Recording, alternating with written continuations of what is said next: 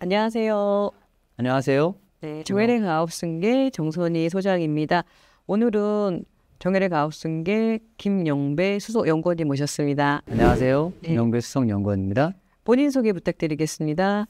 정혜래 가업승계연구소에서 11년 차 중소기업 대표님들의 그 소득과 절세 컨설팅을 해주고 있는 김영배 수석연구원입니다. 11년 되셨네요. 네, 만 12년 됐네요. 네네. 대표님들이 주로 이제 어떤 부분에 좀 도움이 많이 필요하신가요? 우선 가장 큰 게 절세라고 보고 있고, 오늘 절세? 오전에도 네. 절세 플러스 승계한 업체 잠깐 미팅을 하고 왔는데, 긴 시간 동안 컨설팅하면서 느낀 것은 전부 다 절세에 가장 큰 이슈가 있지 않나 생각이 듭니다. 네. 뭐 세금 부담이 워낙 크다 보니까 그렇죠. 관심이 있을 수밖에 없지 않나. 힘들게 다 모으신 자산인데. 네, 맞습니다. 네. 오늘은 실제 이제 대표님들 만나서 네. 월세를 통해서 네. 법인 자금 개인화를 도와주신 두 가지 사례를 갖고 오셨다고 네네. 하시는데 대부분은 이제 우리가 뭐 순 자금들 STF를 통해서 그런 것만 많이 생각하시잖아요. 네네. 근데 제가 이제 방송 전에 사례를 들어보니까 아주 재밌는 사례더라고요. 네네. 네, 첫 번째 사례 아파트 구입 자금 사업. 네네. 네, 저도 처음이에요. 아파트 구입을 위해서 자본 거래를 하신 네네. 케이스는 어떤 사례인가요? 실제로 법인에서 배당을 상당량 받아서 혹은 급여를 많이 받아서 모아서 대부분 투자를 많은 걸 하겠지만 집을 하는데 혹은 뭐 부동산 투자하는데 많이 쓰실 거라고 알고 있습니다. 저희들이 미팅을 하다 보면 대표님들의 속내를 가끔가다 다 알게 되는데, 집을 이사 가고 싶은데 회사에는 돈이 있지만 본인들한테는 돈이 없는 경우가 상당히 많고, 급하게 돈이 필요한데 나한테는 없고, 은행엔 돈이 많지만 실제로는 많은 제한 사항이 있잖아요. 법인에 있는데 세금 때문에 쉽게 엑시트를 못하는 경우가 있었는데, 그분은 제 선배의 동생분 조그마한 회사였는데 매출 한 10매덕 하는 작은 회사였어요. 어떻게 보면 이제 지인 대표님. 네, 그렇죠. 지인 대표님이셨는데 이제 형님이 동생네 회사에 한번 가봐라 할 일이 있는 것 같다 가봤더니 이제 사모님하고 얘기를 하다가 가족 이야기를 하는데 따님이 대학을 가는데 화성시에 있는 회사였는데 화성시청 옆에 전철이 들어오더라고요. 좋은 호재네요. 네, 전철이 네. 인천 가는 전철인데 수원에서 전철이 들어오는데 이분들이 화성 시내에 조금 외지에 전원주택에 살고 계시는데 딸이 이제 대학을 가고 이제 도시로 나가야 되잖아요. 근데 전철을 타고 출퇴근을 해서 엄마가 계속 화성시청역까지 이제 태우러 다니거나 아니면 수원역까지 가다 태우고 가야 되는 거예요, 집을. 너무 불편하니까 딸도 힘들어하고, 그래서 화성시청역이 이제 들어오면서 시청 주변에 새로운 아파트가 굉장히 많이 올라갔어요. 그때 사모님께서 값이 올라간 게 아닌데 건물이 새 아파트, 새 아파트가 이제 많이 올라갔죠. 네. 그래서 사모님께서 남편분 모르게 아파트 계약을 선뜻해버린 거예요. 본인이. 돈이 있는 줄 알고 하셨을 것 같습니다. 뭐 그 안에는 뭐 어차피 건축이 다 되려면 2, 3년 걸리니까 미리 해놓고 돈은 마련되겠지 했는데 이제 남편한테 얘기를 했어도 실제로 돈은 없었기 때문에. 근데 이제 잔금 날짜가 2달도 안 남은 상황이었어요. 그게 거의 한 3억 얼마 잔금을 해야 되는데. 미팅 가셨을 때. 그렇죠. 잔금 날짜가 얼마 안 남았어요. 2달. 그걸로 막 고민하고 계시더라고요. 그래서 제가 회사에 돈이 없냐 그랬더니 실제로 돈이 없다.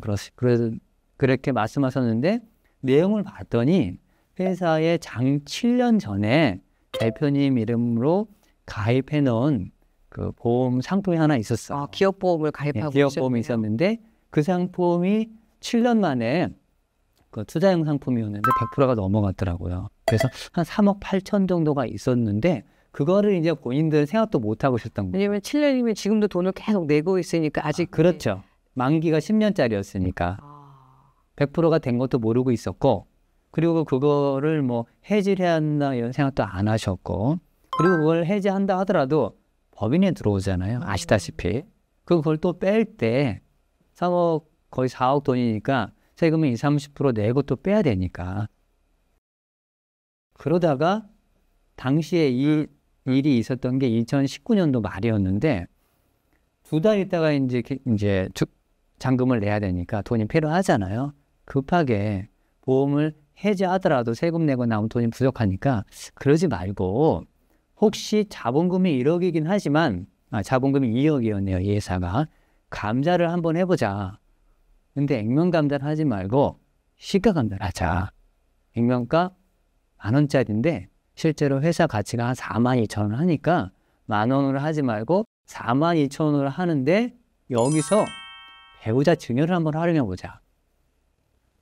말은 어렵지만 설명을 찬찬히 잘 해드렸더니 이해를 하셔가지고 솔루션을 쉽게 말해서 주주가 3명이었는데 대표님, 사모님, 따님은 이제 소액이었고 대표님 주식의 상당 부분 중에 4억만큼만 사모님한테 증여를 하고 그 사모님은 증여받은 주식을 시가로 주식을 감자하는 거였어요. 그럼 감자를 했기 때문에 시가 감자니까 증여받은 가격 4억대로 그대로 4억을 감자했으니까 자본금이 한 5천만 원 좀 더 줄어들고 2억에서 한 1억 5천 됐고 그리고 4억을 빼서 아파트 중도금을 낸 사례입니다. 그럼 세금이 영원이죠. 네. 증여는 기본적으로 뭐 배우자 증여는 10년 동안 6억이니까 4억만 했으니까 아직도 2억의 차익이 남아서 이번에 가서 나머지 2억을 추가로 하셔라 얘기할까지로 생각 중입니다. 그래서 대표님이 잔금 치러야 될 돈이 없어서 아주 난감하셨을 텐데. 네, 사모님께서 그렇죠. 네. 그 사모님이 얘기도 안 했다가 잔금 치를 때 얘기하셨나 봐요. 뭐 저하고 이제 처음 만났을 때는 그 얘기 안 했는데 2번째 만났을 때 이제 서로 가족 얘기를 막 하다가 이제 따님 얘기도 하고 학교 얘기도 하고 막 이렇게 얘기하다가 자기 고민인데 이거 어떻게 했으면 좋겠냐고 해서 저도 막 재무제표를 보고 했을 때 회사에 이제 보험 가입 상황은 나오지 않으니까 장기 저축 상품만 있어서 물어봤더니 그런 내용이었어요. 그래서 얼른 보험사에 그 자리에서 전화해서 환급률을 찾아봤더니 102%인가 되더라고요. 그래서 그러면 이제 그 작업을 해서 실제로 한 사례입니다. 정확히 4억은 아니었고 한 3억 9,600 정도 됐었네요. 보통은 이제 대표님들이 이제 불입 기간이 아직 안 끝났으니까 네. 그거는 이제 생각을 전혀 못 하셨네요. 그렇죠. 그리고 아무도 와서 물론 이러한 컨셉이 있었다는 것은 얘기는 들었지만 실행할 계획은 없었던 거죠. 듣기는 들었지만 이게 나하고는 상관없다. 그렇죠. 그리고 이제 실제로 돈이 필요한 그 상황에서 이제 저하고 인연이 돼서 좋은 컨셉으로 세금 없이 은행 이자 안 내도 됐잖아요. 사업 교조받아서. 네. 그런데 연구원님, 네. 아까 주주가 네. 대표님, 사모님, 따님이라 그랬잖아요. 네. 그런데 이제 사모님도 이미 주식이 있는 상태에서 네. 남편은 배우자님한테 주식을 증여받아서 네네. 이제 이거를 뭐 소각을 하든 그렇죠. 뭐 매매를 하셨겠죠. 소각 네네. 목적이든 맞습니다. 뭐 양도 목적이든. 그러면 내가 원래 갖고 있는 주식은 취득가가 낮잖아요. 네. 여기가 5,000원인가 액면이 뭐 5,000원이다. 네. 하니까요. 5,000원이다. 네. 근데 남편한테 받은 주식은 아까 여기 회사가 4만 얼마나 네네, 잖아요. 맞습니다. 그런데 이것을 법인에 매각을 할 때 원래대로 하면 이제 자사주 같으면 선입선출이라 그래서 네. 먼저 보유하고 있던 게 팔리니까 네, 그렇죠. 차익에 대한 세금을 내야 네, 되잖아요. 맞습니다. 또 뭐 소각을 하게 되면 배당으로 보니까 네. 또 이게 이제 평균 가격으로 해서 또 네. 세금을 내야 되고 네네. 이런 문제가 있었을 텐데 어떻게 세금 없이 가능했을까요? 보통은 이제 감자나 소각을 할 때 주주 구성이 크게 2가지입니다. 대표님이나 혹은 최대 주주 1인으로 있을 때가 있죠. 100%로. 그 다음에 이 사례처럼 주주가 3명인 경우도 있고 2인 경우도 있고 뭐 심하게는 뭐 비상장 기업이지만 10분 이상 돼 있는 데도 있고 그랬을 때 과세 관점에서 봤을 때 증여를 받고 나서 그것을 감자든 소각을 할 때 어떤 거를 했는지 모르잖아요. 구별이 안 가죠. 구별이 안 되니까 숫자로 돼 있는 것도 아니고 그냥 퍼센트로지만 돼 있으니까 그래서 가장 먼저 이렇게 감자나 소각을 할 때 저희들이 해야 할 일이 한 가지 있습니다. 지금 잠깐 보여드릴 요건데 요게 실제로 발행을 하진 않지만 비상장 회사들이 기본적으로 갖추어 놓아야 할 주권입니다. 주권. 네, 그래서 네. 1번부터 뭐 100번까지 혹은 1000번까지 이렇게 뭐 1주권, 10주권, 100주권이 있는데 이 회사는 감자를 하기 전에 가장 먼저 본인들의 지분만큼 예를 들면 뭐 50%, 뭐 40%, 10% 이렇게 있어 치면 1번부터 50번까지는 대표님, 51번부터 90번까지는 사모님, 91번부터 100번까지는 뭐 따님 이렇게 해서 이건 주권을 만들어 줍니다. 그리고 이 주권, 대표님이 가지고 계신 주권 중에 1번부터 10번까지만 4억에 맞는 그 주권의 번호만 사모님한테 증여를 하는 거죠. 네. 그리고 그것을 이제 감사하는 겁니다. 네, 일단 이제 주권 발행이 되면서 구별을 해놨기 그렇죠. 때문에 그렇죠. 내가 원래 갖고 있던 뭐 5천 원, 10,000원짜리가 아니라 배우자한테 받은 4만 원짜리와 맞습니다. 구별이 되고, 예, 정확하게 말씀하셨네요. 네, 그거를 이제 매각을 했기 때문에 세금이 없었다. 맞습니다.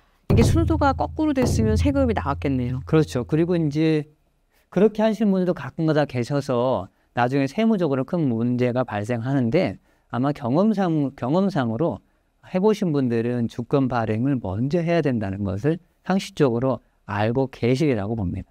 네, 요 경우는 그렇게 이제 주권 발행을 통해서 네네. 구별을 해서 해주셨고, 만약에 뭐 좀 증여 의사가 있으시면 네네. 사모님 지분이 많지 않다면 뭐 따님한테 네. 증여하고 나서 없는 상태에서 받아도 되네요.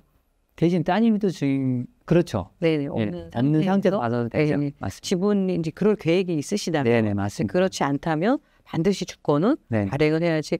만약에 주권 발행이 안 됐다 네. 그러면 평균법으로 한다 그러면 뭐 세금이 꽤 나왔을 거예요. 그렇죠. 4억이 좀 안 됐으니까 그래도 한 20% 이상은 한 7, 8천만 원 세금은 냈을 뻔했죠. 주권 발행 하나로 7, 8천만 그렇죠. 원이 왔다 갔다. 안 내더라도 과세관청과 분쟁에 있어서 많은 시간과 스트레스를 네. 받으셨겠죠? 이 부분 주의하셔야겠네요. 네, 맞습니다. 우리가 증여 후 뭐 소각이나 자사주를 할 때 네네. 기존에 내가 원래 증여받기 전에 주식에 대한 어떤 조치를 미리 네네. 선행해야 된다. 맞습니다. 네, 그게 중요할 것 같고, 우리가 재무제표상에서 나오지 않은 금융 자산들을 잘 파악하고 있어야지 네. 가능하다. 네. 만약에 이제 우리 수석 연구원님 못 만났으면 급하게 돈이 필요하니까 뭐 배당을 받으셨거나, 뭐 배당 받을 돈이 잉여금은 있었지만 실제로 보험 말고는 없었기 때문에 인식하지 않으셔서 3년 더 납입을 하셨을 가능성이 크고 배당보다는 은행에서 빌리지 않았을까라는 생각이 듭니다. 은행에서 빌려줬으면 다행인데, 아니었으면 뭐 지인들한테 빌렸더니 뭐 어떻게 보면 그 지인이 소개해 주신 게 그 대표님 가족의 이제 큰 손실을 막을 네, 수 있는 맞습니다. 기회였네요. 네네, 맞습니다. 네, 굉장히 그래서 네, 숨은 이런 솔루션들이 네, 특히 이자만 해도 장기 이자잖아요. 이 4억이라는 아파트 대출 같은 경우는 상당한데 그런 걸 원천으로 차단했기 때문에 굉장히 큰 이득이 된 거고. 네, 이게 그런 것 같아요. 이익 소각은 많이들 알고 계신데 네네. 이게 나하고 맞게끔 솔루션을 만드는 게 중요할 네네. 것 같습니다. 그리고 이제 참고로 말씀드리면 제가 2019년, 20년에 보통 그 당시에는 이제 소각과 감자 두 가지가 있었는데 저하고 함께 일하는 세무사님은 소각은 안 하고 자사주 말하는 거예요. 자사주 소각을 안 하고 다 실제로 주식량을 없애는 감자를 했어요. 한 가지 이유 때문에 그랬는데 당시에는 자사주 소각을 하는 게 세무적으로 이슈가 됐었어요. 그래서 주식을 아예 소각하는 감자는 공고도 하고 신문에 공고도 하거든요. 공고도 하고 은행에 다 질의도 하고 해서 그런 절차를 거치고 했기 때문에 누가 보더라도 세무 이슈 전혀 없게, 그래서 등기부등본을 보면 주식이 실제로 감소하거든요. 그런 절차를 통해서 그냥 문제되지 않게 금액이 작았지만 정권 다 그렇게 처리한 사례입니다. 네, 그러니까 회사에 따라서는 뭐 감자가 더 용이한 회사도 있고, 네네. 또 뭐 재무제표에 따라서 선택하는 게 중요할 것 같습니다. 네네. 감자는 공고라는 또 기간을 네. 반드시 거쳐야 되기 때문에 한 달 공고를 해야죠. 네, 참고해서 하시면 될 것 같고요. 주권의 또 실물을 보면 대표님들이 저렇게 생겼구나 하실 것 같습니다. 또 두 번째 처음 사례. 보시는 대표님들이 대부분이실 거라고 그렇죠. 알고 있습니다. 네, 대부분 발행 안 하시니까. 네, 발행 안 하시니까. 두 번째 사례가 또 더 재밌는 것 같아요. 네, 맞습니다. 네, 결혼 선물 결혼 기념일 선물이죠. 아, 25주년. 25주년. 네네. 이거는 뭐 그 대표님이 남편이고 사모님 배우자인 사모님한테 네네. 아주 훌륭한 대표님이시네요. 네. 요 사례는 이제 그 유통업을 하는 회사였는데 기존 고객분의 소개로 만났습니다. 소개로 만났는데 이 회사가 뭐 큰 회사도 아니었는데 다행히 회사에 수억의 현금이 항상 도는 회사였어요. 유통회사니까. 네. 그런데 대표님께서 여기는 제가 먼저 소개해드린 그 회사와 다르게 본인이 100% 주식이었어요. 대표님이 100%. 네, 100%. 그래서 많은 분들이 가서 주식 이동을 해라. 그래야 뭐 배우자나 자녀들이 그때 마침 이제 성인이 되고 대학 졸업하고 군대 갔다 오고 막 이럴 아들, 딸이 있었는데 그럼 배당도 해주고 뭐 좋은 일이다라고 했었지만 움직이지 않고 계셨던 분이셨어요. 그래서 제가 이 당시에 이제 이런 그 증여후에 소각해서 세금 없이 법인에 있는 잉여금을 엑시트하는 게 이슈가 막 도래되던 시기였기 때문에 이 대표님께도 이제 그것을 말씀드렸었죠. 그랬더니 뜬금없이 회사에 돈을 한 4억 정도 한 빼고 싶은데 이게 나도 연봉이 1억이 넘고 와이프도 회사에 직원으로 등재돼 있어서 급여를 받고 있기 때문에 이게 얘기 듣기로는 당신네들이 즉 저희들 말하는 거죠. 좋은 방법이 있다고 내 소개를 받았는데 어떤 거냐. 그래서 제가 이제 플로를 또 설명드렸었죠. 증여를 먼저 하시고 공제 한도 내에서 그리고 그것을 주식과 현금과 맞바꾸는 거다 말씀드렸더니 마침 내가 내년 초에 와이프하고 결혼 25주년인데 애들 키우고 살림하고 하느라고 고생 많이 했는데 실질적으로 와이프 재산이라는 없고 그냥 특별한 게 내가 준 게 없는데 이번에 한번 내가 이걸 해서 현금을 한번 감동을 주고 싶다. 그래서 그럼 잘 되네요.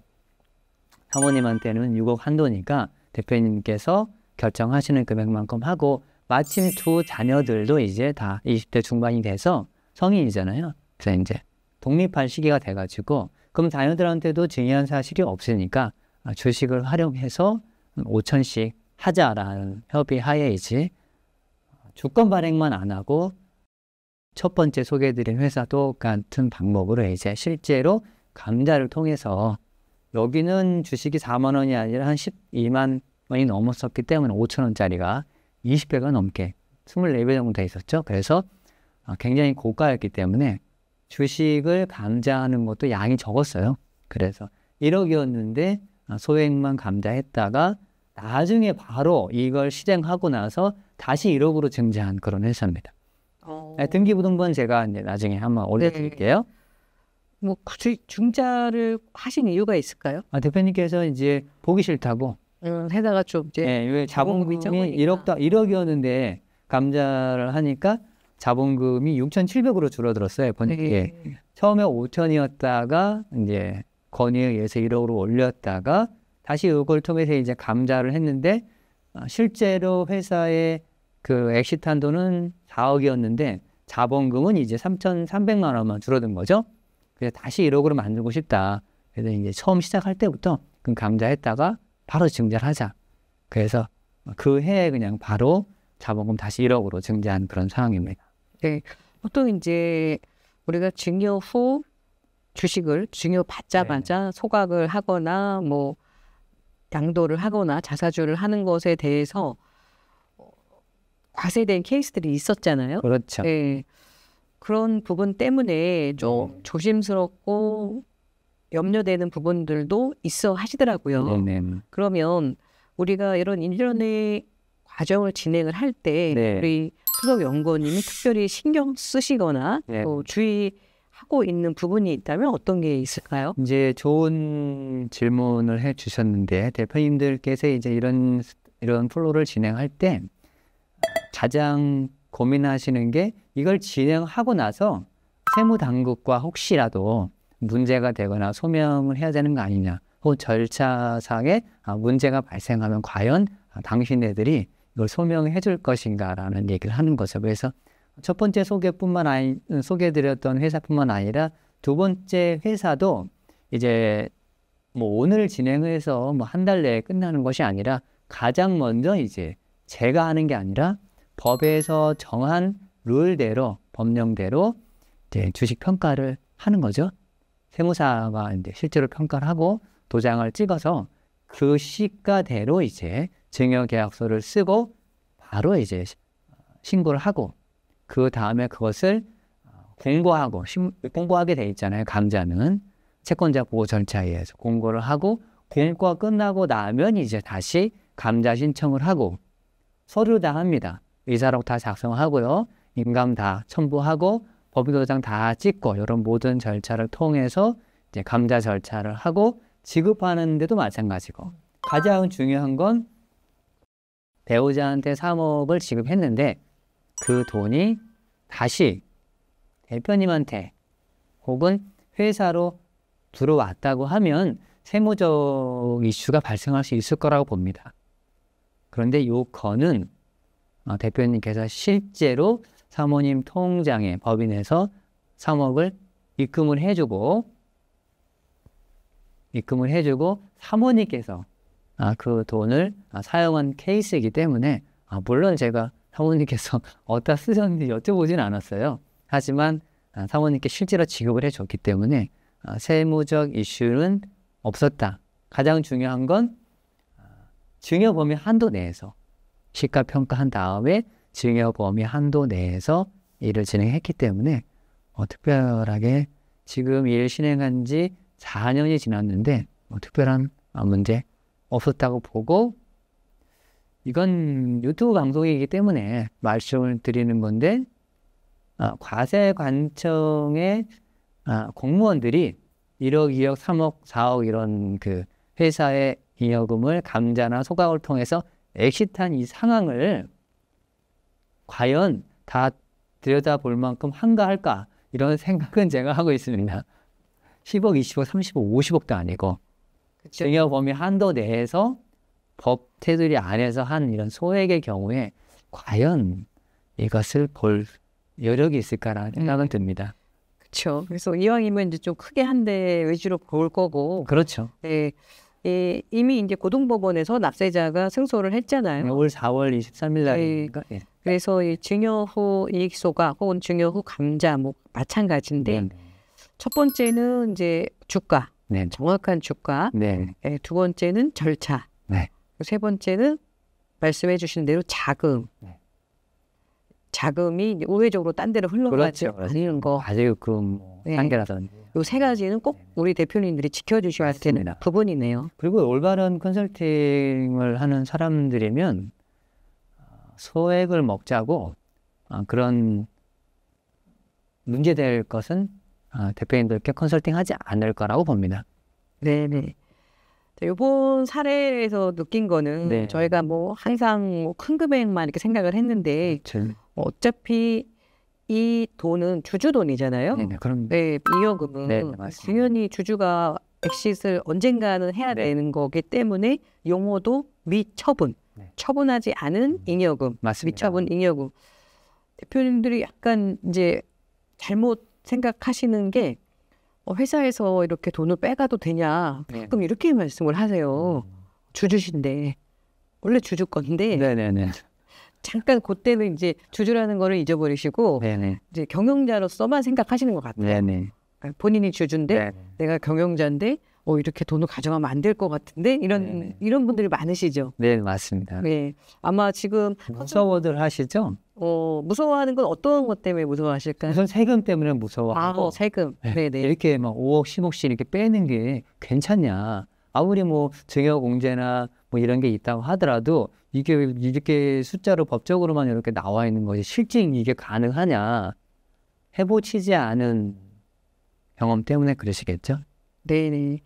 그래서 대표님들이 기본적으로 대전제가 이 미처분 잉여금, 즉 처분하지 않은 잉여금은 주주의 것이다. 네네. 그리고 나는 주주라면 당연히 주주의 권리니까 실행하는 게 전혀 문제가 되지 않는데 단지 이제 모든 행위들이 가장행위라고 하죠. 그냥 형식적인 행위가 아니라 실질 행위면은 뭐 문제가 없지 않을까 싶습니다. 아, 그럼요. 제가 이제 우스갯소리, 실제로 이게 재미난 얘기인데, 오늘 촬영 전에도 이제 소장님하고 잠깐 웃으면서 얘기를 했는데, 회사에 있는 잉여금을 주주인 본인의 돈인데, 가져갈 돈인데 세금 없이 남한테 주는 거잖아요. 근데 그 남이 결국은 누구냐? 본인과 특수관계인인 배우자하고 자녀들이에요. 근데 자녀들한테는 많이 줘봐야 이제 5천 1억인데 배우자한테는 우리나라 한도가 꽤 크잖아요. 실제로 10억을 해줘도 6.8%밖에 안 내고 6억까지는 상증법에 의해서 세금이 없잖아요. 물론 10년의 기간이 필요하지만. 그런데 대표님들은 꼭 줘야 되나 배우자한테? 상당 부분의 많은 분들이 이렇습니다.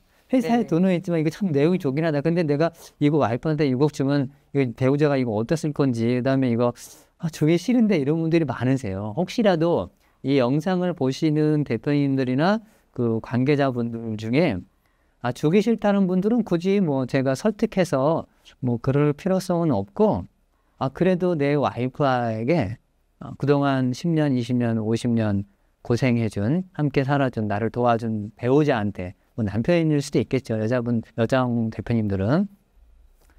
작게는 1억에서 많게는 6억, 10억까지 한번 줘보고 싶으신 분들은 꼭 연락을 한번 주시면 짧은 기간 안에 정말 그 배우자한테 고마워하는 인사 듣겠죠. 그런 인사를 받으실 수 있으실 겁니다. 근데 그렇게 안 하면 뭐 대표님이 직접 가져가시면 반이 세금인데 굳이 뭐 애국자시라면 나라에 꼭 반을 주셔야 한다면 모를까. 이왕이면 우리 가정에 쓰는 거니까. 사이가 안 좋은 대표님들도 한번 주고 나면 사이가 좋아지지 않을까 싶습니다. 네. 그래서 저희가 지금 뭐 세법 개정안이 나왔잖아요. 네네. 그러면 지금 개정안이 뭐 통과가 당연히 되죠. 이거 안 될 이유가 없는 개정안이기 때문에 일단 내년부터는 증여부 1년을 기다려야 되잖아요. 1년을 기다려서 그 다음에 뭐 자사주 보유 목적이든 소각 목적이든 해야지만 지금처럼 세금이 없을 텐데 일단은 1년이지만 저는 이거는 당연히 이제 기간이 부동산처럼 부동산이 현재 10년이잖아요. 부동산 증여받고 10년 안에 팔면 이것은 취득가가 본인이 증여받은 가격이 아니라 증여해준 사람 가격으로 하니까 주식만 특혜를 줄 리는 없을 것 같아요. 처음에 이 작업을 저희가 17년도, 8년도 요때부터 시작을 했어요. 주식 증여 후에 소각하는 일들을. 근데 지금 정확하게 한 7, 8년 지났거든요. 드디어 과세관청에서 첫 번째 손을 본 겁니다. 7, 8년 지나고. 왜 손을 봤느냐? 너무나 많은 비상장 중소기업 대표님들이 증여 공제를 활용해서 회사에 있는 잉여금을 세금 없이 엑시트하는 상황을 보게 된 거예요. 그렇죠. 저희 채널이 기여를 많이 했죠. 그 영상이 조회수가 저희가 30만인가 들었거든요. 10억 빼는데 6.8% 뭐 이런 그런 이슈였는데 사람들이 알게 돼서 너무 많이 하셔서 그러면 지금 이제 과세관청, 과세관청이라고 하는 기재부죠. 기재부에서 이제 1년의 텀을 또 두는 걸 발표했잖아요. 통과되리라고 보는데 그러면 대놓고 1년 정도는 시간이 될 테니까 이제 해도 됩니다라고 이제 법적으로 제도화 시킨 거잖아요. 그럼요. 그러면 문제가 있다 그러면은 법을 바꿀 필요가 없죠. 그냥 과세하면 지금보다 훨씬 더 많은 업체에서 이제는 대놓고 할 거라고 봅니다. 1년만 기다리면 되니까. 그리고 그 세부적인 상황은 이제 조율을 하면 되기 때문에. 그러면 제 예상은 3년 이내에 부동산과 같이, 부동산도 처음에는 5년이었잖아요. 그렇죠. 그리고 이제 작년에 10년으로 늘어난 것처럼 이 주식도 자칫 잘못하면 3년, 5년의 기간을 또 상정하지 않을까. 당연히 하셔야 될 것 같습니다. 그래서 영상을 보시는 대표님들은 작은 금액부터 큰 금액까지 이 기회에 특히 뭐 올해 내년 1월 1일부터 시행이지만 뭐 아시다시피 증여 신고는 우리가 말일로부터 3개월이니까 실제로 엄밀하게 따지면은 기간이 4개월 조금 안 되잖아요. 그 기간을 활용하면 내년 3월까지는 어떻게 보면 시간이 있다고 저희가 볼 수 있습니다. 네, 물론 이제 시간을 최대한 활용하시고, 아니 그 국가에서 10년 동안 6억이라는 비과세 티켓을 드렸는데 이거를 굳이 안 쓰신다고 늘리지 않은 게 지금 좀 그렇죠. 문제가 되긴 하는데 늘려야 됐죠. 늘려야 되는지 안 늘리고 있잖아요. 네, 그래서 최대한 활용을 하시고 또 계획이 있다면 네네. 좀 증여를 빨리 서두르셔서 네. 또 그 1년이라는 거에 해당을 빨리 좀 기간을 줄이는 것도 네. 방법이고 네. 뭐 올해 안에는 다 진행을 할 수가 있으니까 좀 자금을 세금 없이 개인을 하고 싶은 네. 우리 주주분들은 적극적으로 좀 활용을 할 필요가 있을 것 같고요. 세법 개정안 요번에 나오면서 이제 내년부터 1년이라는 기간을 둔다는 것 자체가 기존의 것을 인정해 주는 것으로 볼 수 있고, 단 여기서 주의할 거는 모든 걸 다 인정하지는 않는다. 네, 절차가 명확해야 되고, 특히 증여를 받은 이 주주들이 실질 주주로서의 어떤 권리 행사도 중요할 것 같아요. 그렇죠. 그래서 이런 부분들을 좀 아주 세심하게 해 놓으신다면 세금 없는 비과세, 자녀 5천만 원, 미성년 자녀 2천만 원, 배우자는 6억까지 네, 주주의 권리를 실행할 수 있을 것 같습니다. 이제 소장님께서 자녀 5천만 원이라고 말씀을 하셨지만 실제로 현장에서는 자녀들한테 최대 5억까지도 말씀을 드리고 실제 실행을 합니다. 5억이요? 굉장히 큰 돈이긴 한데 네. 사실 5억을 배당이나 소득으로 받게 되면 세금이 40% 구간이에요. 그러면 거의 2억 가까운 세금을 내게 되는데 요 증여 소각이나 증여 감자를 활용하면 5억을 해도 실제 세금이 많지는 않습니다. 세금이 1억 미만으로 되기 때문에 아주 자녀들한테 엄청난 그 혜택을 줄 수 있는 거고, 그것으로 인해 자녀들의 그 결혼 자금이라든지 주택 구입 자금이라든지 창업 자금을 낮은 세율로 줄 수 있고, 1억 정도는 70만 원, 80만 원 세금이면 끝나기 때문에 1억 정도는 충분히 하셔도 되지 않을까 생각이 듭니다. 네, 네. 오늘은 이제 소소하겠지만 우리가 주주로서의 권리를 실행함으로써 우리 대표님들이 30%, 40% 세금 안 내고 그렇죠. 세금 없이 주주의 권리를 실현하는 것에 대해서 알아봤습니다. 네, 특히 결혼 25주년 선물로 3억을 배우자님한테 배우자에게 반지 선물이 아니라 현금 수억을 선물해 주시고 싶은 분들은 꼭 이 방법이 제가 보기엔 유일한 방법인 것 같아요. 대한민국에서. 맞습니다. 현재로는. 개인들은 불가능한 일이잖아요. 그렇죠. 법인만 가능한 일이잖아요. 네. 그러면 우리 수석연구원님 방송을 보시는 우리 대표님들에게 당부의 말씀 부탁드리겠습니다. 당부라기보다는 꼭 권하고 싶은 게 요 사례 자체가 10억에서 20억 하는 작은 회사들이에요. 하지만 10년, 20년 지나면서 회사의 숫자로만 10억, 20억씩 쌓여있는 회사들이 많이 있고, 또 회사에서는 금융상품을 많이 가입하고 계세요. 그 금융상품을 잘 활용하시면 이런 법적으로 제도화가 인정이 됐을 때 우리 같은 작은 회사가 뭐 이런 걸 하나 이런 생각보다는 그래 우리가 당기순이익을 1억을 벌기 위해서 1년 동안 직원들과 내가 다 노력을 하잖아요. 그런데 세금 없는 이 1억이라는 돈은 굉장히 큰 돈이거든요. 그래서 사이즈의 크고 작음을 떠나서 절세할 수 있는 정말 절호의 찬스이고, 또 법이 개정되면 1년 기다리셔야 되기 때문에 물론 그때도 할 수 있지만 주저하지 마시고, 작다고 해서 못하는 게 아니고 사이즈에 맞게끔 진행을 할 수 있기 때문에 한도 내에서 저희 정혜래 가업생연구소 영상을 보신 분들은 연락을 주시면 적극적으로 저희들이 도움되도록 하겠습니다. 네, 감사합니다.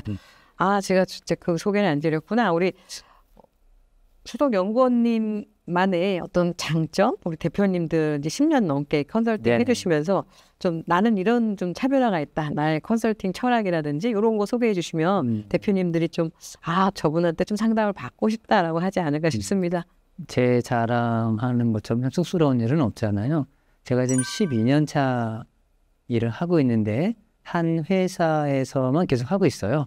그리고 12년 전에 저에게 저를 믿어주시고 이런 작업과 뭐 퇴직금부터 정관부터 뭐 가지급금부터 많은 작업을 도움을 받으셨던 대표님들과 아직까지도 잘 관계 형성을 하고 그분들에게 포인트로 혹은 큰 일로 이렇게 도움을 드리고 있어요. 그래서 한번 한 회사에서 오래 있었다고 하는 것은 나름대로 신뢰 형성이 잘 돼 있다라고 아마 대표님들도 아시게 되실 거예요. 직원을 보면 알 수 있잖아요.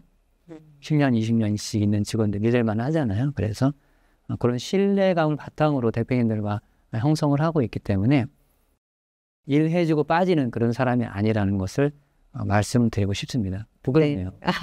대부분 대표님들이 제일 염려하시는 게 그래 이렇게 좋은 걸 알겠는데 이렇게 해놓고 가버리면 그렇죠. 연락 안 되는 컨설턴트들도 있대요. 많이 있죠. 네, 굉장히 그것 때문에 힘들어하시는 대표님들이 많으신데 우리 김영배 수석연구원님은 지금 한 회사에서 지금 12년째 한결같이 변함없이 대표님들 12년 전에 컨설팅 하신 분도 지금까지 계속 기업 돌봄으로 함께하고 계신다고 합니다. 뭐 일회성 컨설팅이 아니라 오랫동안 나와 함께 가면서 나의 동반자를